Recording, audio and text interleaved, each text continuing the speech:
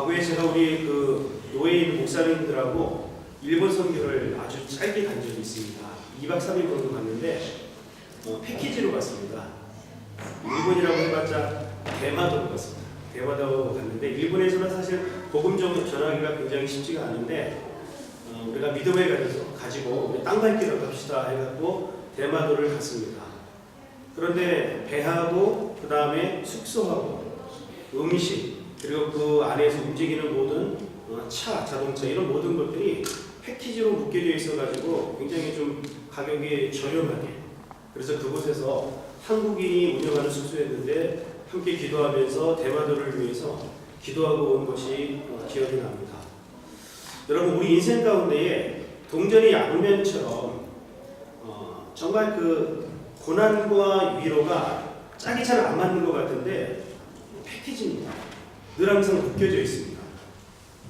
하나님께서는 항상 우리 삶 가운데에 때로는 고난을 주시기도 하고 그런데 그 고난이 꼭 임하면 항상 위로해 주시는 것을 우리가 성경을 통해서 볼 수 있습니다. 오늘 본문 3절부터 11절까지 말씀을 보면 그렇게 긴 구절도 아님에도 불구하고 위로라고 하는 단어가 10번 나오고요. 그 다음에 고난이라고 하는 단어와 환난이라고 하는 단어가 4번씩 나와요. 그러니까 총 8번입니다. 우리 인생 가운데에 고난과 환난이 분명히 있는데 그 반면에 그 뒷면에 보면은 하나님께서 이미 그 환난 가운데에 우리에게 위로를 주시는 하나님을 우리가 경험할 수 있다는 겁니다. 그래서 하나님은 환난 당하는 자를 반드시 위로하신다라는 것이 오늘 본문의 내용 중에 내용입니다. 자, 여러분 한번 보시면은 고난과 환난은 말이죠. 내가 싫다고 해서 안 오는 것도 아니고 누구에게나 모두 올 수 있음을 우리는 알 수 있습니다. 어떤 가족이 여름에 여행을 갔다 오다가 크게 교통사고가 났습니다. 그런데 안타까운 것은 아버지와 딸이 평생 목발을 짚고 살 수밖에 없는 그런 상황에 이르렀어요. 근데 그 딸은 지금 사춘기였단 말이죠. 그런데 본인이 평생을 이제 그 목발을 짚고 살아가야 된다는 사실을 생각해 보니까 막 삐뚤어지고 싶은 것이죠. 그런데 그가 그 사춘기를 잘 넘길 수 있었는데 그 이유는 뭐냐면 함께 평생 목발을 짚고 다닐 수밖에 없었던 아버지 때문에 아버지의 그 위로 때문에 그는 그 어려운 사춘기를 잘 넘길 수가 있었다고 합니다. 누가 당하고 싶어서 여러분 사실은 이런 고난이 온 것이 아닙니다. 저에게도 올 수 있고요. 오늘 함께 예배하는 모든 성도님들께 때로는 환난이 올 수 있고요. 그리고 고난이 올 수 있습니다. 여러분 미국에서 지금 우리가 살고 있는 것이 어디 사는 겁니까? 어찌 보면 살아내고 있는 것 아닙니까? 한국에 있는 많은 사람들은 유학 간다 그러면 굉장히 부러워하기도 하고 미국에서 산다 그러면 정말 좋겠다라고 사실 그렇게 생각하는 분들이 많지만 실제로 와서 살아보니까요 너무 어려운 부분들이 많습니다. 사업하시는 분들도 마찬가지고요. 그러니까 레지던트로 살아가는 것도 참 살아가는 것 자체가 정말 견디는 것 같습니다. 그리고 유학생활을 하면서 공부하는 것 자체도 사실은 너무 어려워요. 힘듭니다. 우리의 삶 가운데에 고난이 오고 때로는 저와 우리 성도님들의 사역 가운데에서도 많은 고난이 옵니다. 많은 어려움들이 옵니다.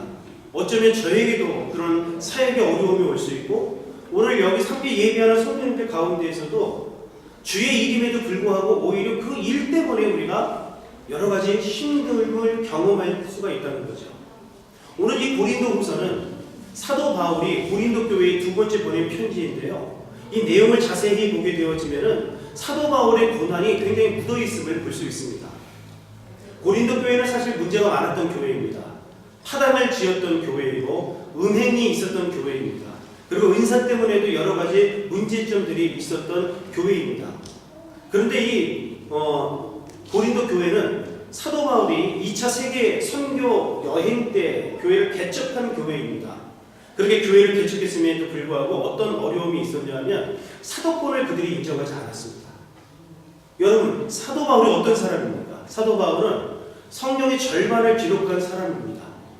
정말 성도 중에 성도라고 이야기할 때 우리는 사도 바울이라고 우리가 이렇게 지칭하기도 함에도 불구하고 고린도 교회를 정말 개척했음에도 불구하고 고린도 교회 성도들은 사도 바울에 대해서 사도권을 인정하지 않았다는 거죠. 자, 고린도전서 10장에 보면은 이런 말씀이 있습니다. 제가 한번 읽어봐 드리겠습니다. 고린도후서 10장 말씀을 보게 되어지면은 사도 바울이 이렇게 얘기합니다. 7절에 보면은 너희로 외모만 보는도다. 만일 사람이 자기가 그리스도에게 속한 줄을 믿을진데 자기가 그리스도에게 속한 것 같이 우리도 그러한 줄을 자기 속으로 다시 생각할 것이다. 그러니까 고린도 교회 사람들은 사도 바울의 영성이 있음에도 불구하고 그렇게 성도 중에 성도임에도 불구하고 겉모습을 바라보니까 사도 같지 않았던 겁니다. 그리고 이런 얘기가 있습니다. 말할 때 말이죠. 말이 어눌했다고 성경은 말하고 있는데 내가 어눌한데 비록 말에는 부족하나 지식에는 그렇지 않다. 그런데 말이 어눌한 것 때문에 성경을 13권이나 썼던 사도 바울에 대해서 사도권을 인정하지 않고 이런 부분들을 다시 이제 막 그 사도 바울이 고린도 후서를 통해서 자기가 하나님으로부터 사도가 되었다. 사람에 의해서 사도가 된 것이 아니라 1장 1절 말씀을 보니까 하나님의 뜻으로 말미암아 그리스도 예수의 사도가 된 바울이 바로 나다라고 하나님께서 나를 사도로 세웠다라고 지금 오히려 변명하고 본인의 어떤 입장을 토로하는 내용이 바로 고린도 후서라는 것이죠. 여러분 그러면 굉장히 힘들 것 같습니다. 제가 개인적으로 목회자인데 제가 우리 교회에서 목사님으로 성도님들이 인정하지 않는다면 이것만큼 힘들고 어려운 일이 어디 있겠습니까? 그렇지 않아요? 너무 힘들겠죠. 사도 바울이 고린도후서 1장의 말씀을 통해서 계속 말하고 있는 것이 뭐냐면 이 고난에 대해서 얘기하고 있습니다. 8절과 9절 말씀을 보면은 선교 여행을 통해서 소아시아에서 살소망까지 끌어버릴 수밖에 없었던 이러한 고난이 있었다. 그리고 9절의 말씀을 보게 되어지면 그가 사형 선고를 받았다라고까지 이야기를 해요. 예수 그리스도 때문에 복음 때문에 이런 엄청난 고난을 받았다라고 말하고 있습니다. 사도행전을 보게 되어지면 에베소에서 여러분 큰 폭동이 한번 있었습니다. 그래갖고 사도 바울을 잡아갖고 죽이려고 했었던 어떤 상황들이 분명히 있었어요. 이런 고난과 고통이 있었습니다.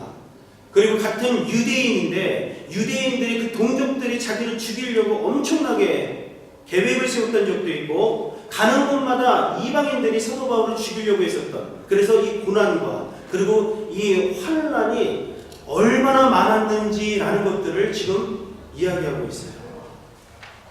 사도 바울은 믿음이 좋기 때문에 고난이 없을 것 같은데 오히려 우리보다 훨씬 더 고난이 많았어요.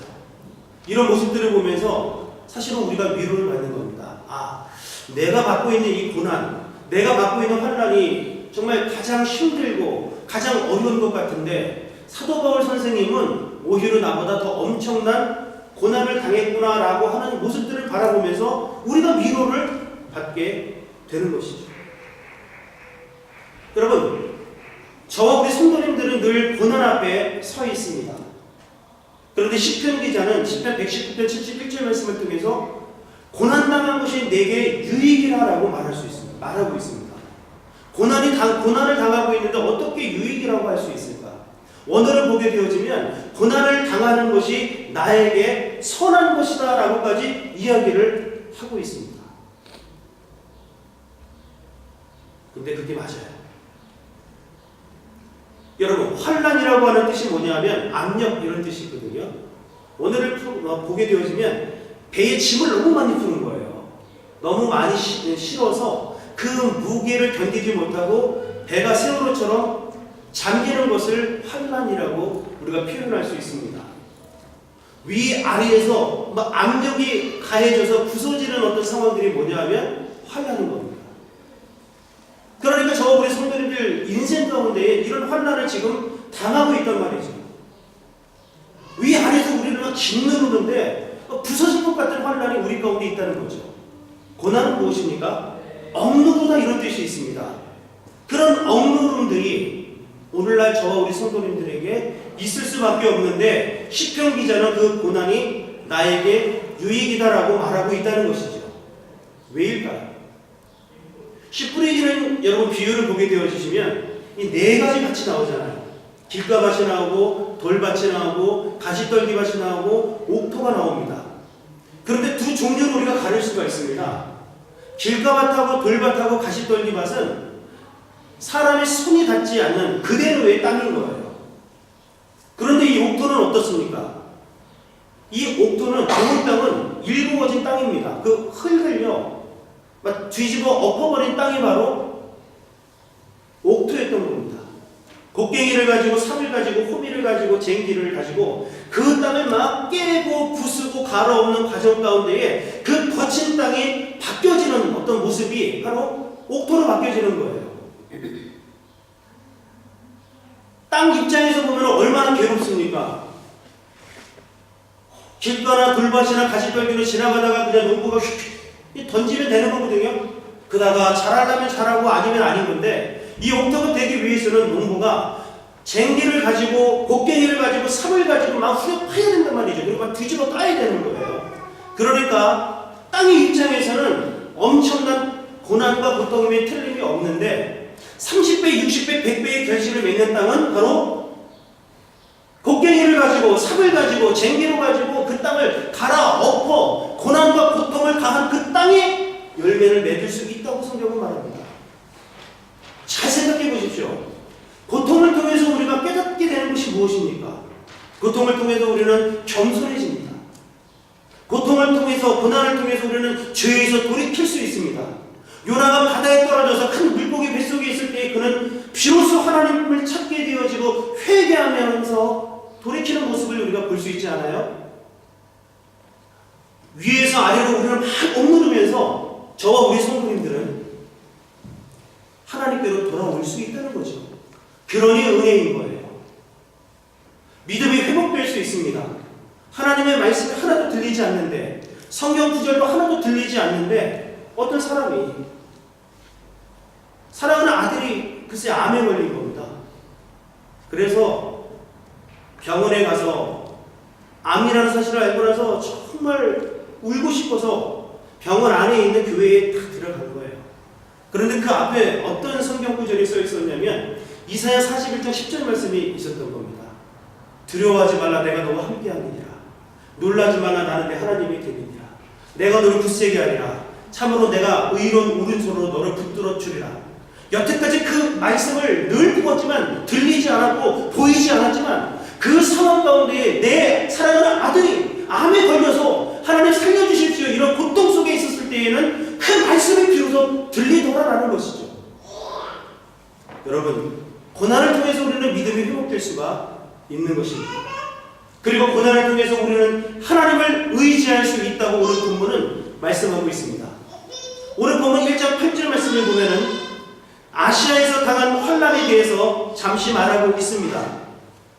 고난을 당하여 살 소망까지 끊어졌다라고 이야기를 하고 있고, 그러니 얼마나 힘들었겠습니까? 사도 바울 입장에서 살 소망이 끊어졌다. 그런 하나님께서 위대하게 세우셨던 이 사도 바울 입장에서 볼 때에 그가 살 소망이 끊어졌을 정도이면 얼마나 큰 고난이었겠냐라는 거죠. 9절의 말씀은 뭐라고 이야기하고 있습니까? 우리는 우리 자신이 사형 선고를 받은 줄 알았다. 실제로 사형 선고를 받았는데 아직 집행만 되지 않았던 거예요. 언제 죽을지 모르는 사형 선고가 내려져가지고 이제 죽을 날을 기다리는 가운데에 하나님께서 집행하기 전에 그를 구원해낸 거예요. 이런 엄청난 고난 가운데에 그가 이 고난을 통해서 깨닫는 것이 뭐냐 하면 1장 9절입니다. 우리 같이 한번 읽어보겠습니다. 고린도서 1장 9절 시작. 우리는 우리 자신이 사형선고를 받은 줄 알았으니 이는 우리로 자기를 의지하지 말고 오직 죽은 자를 다시 살리시는 하나님만 의지하게 하시리라. 아멘. 이 고난을 통해서 나를 자기를 의지하지 않고 죽은 자를 다시 살리신 하나님만 의지하기 위하여 고난이 왔다라고 하면서 고난이 내게 오히려 유익이다라고 성경은 말하고 있는 겁니다. 여러분, 나만 의지하고 있던 우리들의 모습이 정말 고난 만나면 하나님 볼 수밖에 없더라고요. 저도 마찬가지죠. 교회가 평탄할 때는요, 하나님을 바라보지만 그냥 떨떠름하게 보는 것 같아요. 하지만 발등에 불이 딱 떨어져 보십시오. 여러분, 죽기 살기로 하나님께 매달리고 하나님 의지하게 되지 않습니까? 사랑하는 성도 여러분, 우리 하나님은 고난을 통해서 오히려 우리에게 위로를 주시고 우리에게 그 고난을 통하여서 복이 되도록 만드시는 분이신 것을 꼭 기억하시기를 주의 이름으로 축원합니다. 고린도후서 1장 3절 말씀을 보시면 그런 가운데에 사도 바울이 찬송하리로다라고 하면서 그 고난 상황 속에 있으면서 하나님을 찬양하는 장면이 기록이 되고 있습니다. 어떻게 이렇게 주님을 찬양할 수 있을까? 고난 속에서, 죽을 위기 속에서, 엄청난 슬픔 속에서도 어떻게 하나님을 찬양하는 것부터 시작할 수가 있을까? 우리 주 예수 그리스도의 하나님이시여 자비의 아버지시여 모든 위로의 하나님이시며라고 말씀하고 있어요. 기억하십시오. 고난 속에 있는 성도님들은 반드시 모든 위로의 하나님을 만나게 될 것입니다. 반드시 하나님께서 우리를 위로하십니다. 이사야 40장 1절 말씀을 보면 너희의 하나님이 이르시되 너희는 위로하라 내 백성을 위로하라 라고 말씀하고 있습니다. 환난 속에 있었던 이스라엘 백성들, 고난 속에 있었던 이스라엘 백성에게 이사야 선지자를 통해서 하나님께서는 그들을 위로하라, 그들을 위로하라, 이 짧은 구절 속에서 2번씩이나 위로하라고 말씀하고 있습니다. 고난당하고 있는 성도들이여, 하나님께서는 오늘 저 우리 성도님들에게 분명히 위로의 메시지, 위로하라고 말씀을 전하고 계신 줄로 믿습니다. 위로하기를 원하셔요, 우리 하나님은. 이사야 66장 13절 말씀을 보면은 어머니가 자식을 위로함 같이 내가 너희를 위로하겠다라고 말씀하고 있습니다. 어머님이 자기 자식을 어떻게 위로합니까? 그 모습으로 우리 하나님이 통일하게 우리를 위로하신다고 말씀하셨어요. 저희 어머님이 한국에 계시죠. 때로는 전화를 통해서 너 무슨 일 없니? 이런 물어본단 말이죠. 평생을 여러분 자식을 위해서 노심초사 기도하지 않겠어요? 혹시라도 교회에 문제가 있을 때에 아니면 가족에게 문제가 있을 때에 부모님들 어떻게 기도합니까? 눈물로 기도하는 거예요. 눈물로 기도해요. 우리 성도님들이 자녀가 다 있는데 자녀에게 일이 있거나 문제가 생기면 가슴이 어떻습니까? 찢어지잖아요. 우리 아들이 당하고 있는, 내 딸이 당하고 있는 이 고난을 할 수만 있으면 내가 당하고 싶고 그 아픔을 내가 어떻게 견디고 싶은 마음들을 우리는 다 가지고 있는데 우리 하나님께서, 우리의 아버지 되시는 하나님께서 오늘 우리 성도님들의 그 아픔과 그 고난과 그 슬픔을 바라보면서 어머니가 자식을 위로함같이 오늘 위로하겠다라고 말씀해 주셨습니다. 사람이 얼마나 위로하면 우리가 위로가 되겠습니까? 그러나 우리 주님께서 우리를 위로하신다면 우리의 눈에서 눈물이 분명히 닦아지게 될 것입니다. 우리 하나님을 위로해야 하는 것입니다. 한번 따라하겠습니다. 우리 하나님은 위로의 하나님이십니다. 아멘. 위로라고 하는 헬라어가 파라클레시스라는 단어인데 이것은 곁으로 불러서 돕는다 이런 뜻입니다. 여러분, 성령님을 우리가 보혜사라고 이야기하잖아요. 보혜사 성령. 이 보혜사라고 하는 뜻이 파라클레토스라는 뜻입니다. 파라라고 하는 뜻은 비사이드, 옆에서 이런 뜻이거든요. 옆으로 불러서 위로하시는 분이 성령님이시고 위로라고 하는 단어는 무슨 뜻이냐면 옆으로 불러서 돕는다는 뜻이 있습니다. 하나님께서 우리 성도님들을 어떻게 위로하시는지 아세요? 우리 주님 곁으로 부르십니다. 그리고 거기서 이야기를 들어주시고 그리고 우리의 눈물을 닦아주시면서 우리를 위로하신다고 말씀했습니다. 성경은 말합니다. 눈물 흘리는 자와 함께 눈물을 흘리고 기뻐하는 자와 함께 기뻐하라고 말씀하고 있어요. 위로가 무엇입니까? 바로 그게 위로예요. 눈물 흘리고 있는 그 성도에게, 우리 이웃에게 우리가 그 곁으로 다가가든 아니면 그분을 불러서 그분과 함께 손 붙잡고 같이 우는 거예요. 같이 안아주는 거예요. 그게 여러분 위로입니다. 다른 게 위로가 아니에요. 기도하면 됩니다. 아이고, 말씀대로 못 살아서 그런 거 아니에요? 이런 말이 무슨 위로가 되겠어요?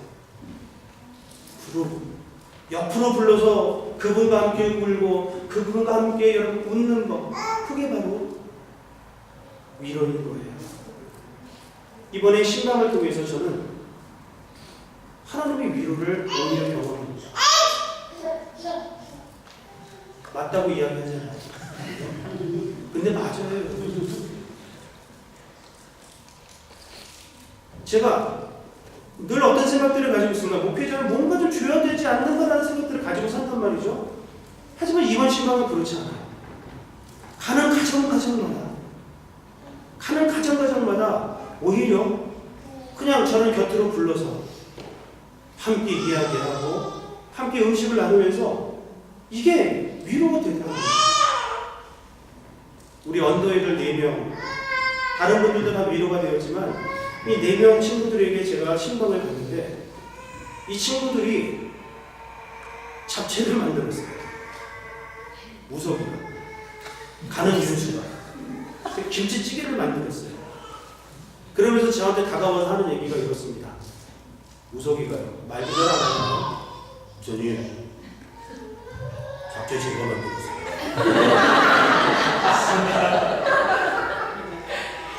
그리고 옆에 있다가 윤수가요, 우선 제가 간을 제가 봤어요. 이렇게 얘기를 하는 거죠. 근데 눈물이 났어요. 그냥 눈물이 났어요. 그게 뭔데? 고기도 많이 넣었어. 고기를 너무 많이 넣었어요. 그래서 죄송합니다. 우리 집사람이 만들어진 잡채보다 더 맛있었어요. 얘기하지 마십시오. 지금 여기 안에 없기 때문에. 저 뒤에도 노려보고 있네요. 못 봤습니다. 이게 위로가 되더라고요. 어제는 금요일부터 주일까지 우리 청년들 엔티가 있었잖아요. 잠시 제가 다녀왔습니다. 보니까요, 서로들 간에 위로하는 시간을 갖더라고요. 같이 식사를 만들어 먹고 같이 게임을 하는데 혹시 여러분 아시나 모르겠습니다. 마피아 게임. 나 20대 때 하던 걸 지금 하고 있으니 20년 전 하면 고전, 그죠? 고전적인 어떤 그런 게임을 어저께 마피아 누구였어요? 제가 궁금해가지고. 누구였죠? 지은이하고 훈이 삼촌. 집사님. 한성원 집사님 아니셨어요? 집사님 마지막 판에. 한 집사님은 어저께 제가 딱 봤을 때는 마피아가 되니까 말은 안 하지만 표정이 달라. 나 마피아야. 이런 표정 같아가지고. 이렇게 게임을 하면서 서로들 간에 옆으로 불러서 여러분 위로하는데 너무 보기가 좋더라고요. 저도 오히려 또 위로를 받고 왔습니다. 여러분, 위로는 엄청난 게 아닙니다. 그냥 옆으로 부르세요. 힘들어하는 지체가 보이면 옆으로 그냥 부르세요. 그리고 같이 울어주시고요. 같이 웃어주세요. 그게 위로입니다. 네, 감사합니다. 조지일 집사님은 지금 위로하시는데요. 얼마나 감사한지. 여러분, 우리 1장 4절 말씀을 한번 보도록 하겠습니다. 굉장히 중요한 말씀인데 고린도후서 1장 4절입니다. 같이 한번 합독하겠습니다. 시작. 우리의 모든 환난 중에서 우리를 위로하사 우리로 하여금 하나님께 받는 위로로서 모든 환난 중에 있는 자들을 능히 위로하게 하시는 이시로다. 아멘. 여기 보면은 위로의 선순환이 나오고 있습니다. 모든 환난 중에 있는 성도들을 하나님께서 위로하신다라고 분명히 약속하셨습니다. 그러니 여러분 믿으십시오. 환난 당한 성도님들 계십니까? 그 어떤 환난이라도 하나님께서는 우리를 위로하시마 약속하셨습니다. 그리고 중요한 것은 하나님께 받은 그 위로로서 환난에 있는 성도들을 능히 우리가 위로할 수 있다고 또한 말씀하고 있습니다. 하나님이 나를 위로해 주시면 내가 그 하나님의 위로를 가지고 내 이웃을 또 위로할 수 있다. 이게 계속 반복이 되는 거예요. 이게 바로 여러분 위로의 선순환인 겁니다. 고난의 경험이 있는 자가 고난당하는 성도를 위로할 수 있습니다. 제가 진주에 있을 때에 한 목사님이 계셨는데 이분은 수화마비가 있으셔가지고요 늘 다리를 이제 못 서 있고 여러분 다 이렇게 목발로 이렇게 평생을 사셔요. 근데 이분은요 장애인들한테 가서 복음을 전합니다. 물론 우리한테도 말씀을 전하지만 장애인들한테도 복음을 전해요. 하면서 하는 얘기가 뭐냐면은 여러분 나도 여러분들하고 똑같습니다. 똑같아요. 하지만 하나님께서는 이 외에도 귀한 선물을 우리에게 주셨습니다. 그것은 바로 하나님의 말씀입니다. 이러면서 그 힘들어하는 그 연약한 분들에게 다가가서 말씀으로 위로하는 그런 사역을 계속해서 하고 있다는 거죠. 그런 고난을 갖고 있기 때문에 고난당한 성도를 위로할 수가 있는 겁니다. 우리는 미우라 아야코라는 작가를 잘 알고 있습니다. 그는 13년 동안 병석에 누워 있었고요. 24살 때 꽃다운 나이 아닙니까? 꽃다운 나이에 13년 동안 병석에 누워 있었습니다. 그래서 폐결핵, 척추결핵, 류마티스, 관절염 이런 고난을 당하고 있을 때에 그가 예수님의 십자가를 보게 되고 예수 그리스도를 그 고난 가운데에 만나게 됐습니다. 그러면서 병석에 있으면서 그가 고민했던 것이 뭐냐면 상처받은 이들을 위해서 내가 어떤 위로의 편지를 쓸 수 있을 것인가 고민하다가 그런 분들한테 편지를 쓰기 시작했대요. 하나님께서 그분에게 특별한 은혜를 주셔서 우리가 잘 알고 있는 빙점이라는 어떤 그리고 양치는 언덕, 길은 어디에 읽어보진 않았지만 이런 어떤 많은 책들을 써서 그 책을 보는 사람들마다 다 위로받을 수 있도록 하나님께서 그를 통해서 슬픔에 잠겨있는 사람들을 위로하더라라는 것이죠. 여러분 헬렌 켈러 우리가 잘 알고 있잖아요. 삼중고를 가지고 있었던 사람입니다. 보지 못하고 말하지 못하고 듣지 못했던 사람입니다. 그래서 짐승 같은 삶을 살고 있었어요. 많은 사람들이 이 헬렌 켈러에게 교육하기 위해서 선생님들이 찾아왔지만 두 손 두 발 다 들고 금방 다 포기하고 떠나가 버립니다. 근데 우리가 잘 알고 있는 설리먼 선생님이 오셨어요. 그리고 짐승같이 살고 있었던 헬렌 켈러를 이 말 저 말 하지 아니하고 그냥 꼭 한번 안아줬어요. 그러면서 그는 수화를 가르치고 단어를 하나하나 가르쳤습니다. 단어를 가르치는데 이제 사랑이라는 단어가 나왔는데 너 사랑이 뭔지 아니라고 물었을 때에 헬렌 켈러가 그 설리먼 선생님께 뭐라고 이야기를 했냐면 선생님이 처음에 나를 꼭 안아주셨던 거 그게 사랑이에요. 그렇게 이야기를 했습니다. 설리먼 선생님이 그렇게 가능할 수 있었던 것은 그분도 심각한 망막 질환을 앓고 있었다고 합니다. 실명 직전까지 갈 정도로 큰 아픔과 고통을 경험했기 때문에 그는 앞이 보이지 않는 헬렌 켈러를 꼭 깨어나 줄 수가 있었던 거예요. 여러분 헬렌 켈러가 위대한 사람임이 틀림없지만 그러나 아픔과 고통을 먼저 겪었던 설리먼 선생님이 그를 만나주지 않았다면 과연 헬렌 켈러가 헬렌 켈러 될 수 있었을까요? 그런 고난을 가지고 있었던 설리먼 선생님이 고난 당하고 있는 헬렌 켈러를 일으킬 수가 있었던 거예요. 이제 우리는 주변을 바라봅시다. 그리고 우리가 위로하기를 원합니다. 남몰래 외로워서 울고 있는 많은 사람들이 있고요. 질병으로 힘들어하는 분들, 여러 가지 물질로 인해서 아니면 여러 가지 방법으로 인해서 심히 환난과 고난 속에 있는 성도님들이 있을 수 있습니다. 그분들을 우리가 옆으로 부르거나 우리가 옆으로 다가갔으면 좋겠어요.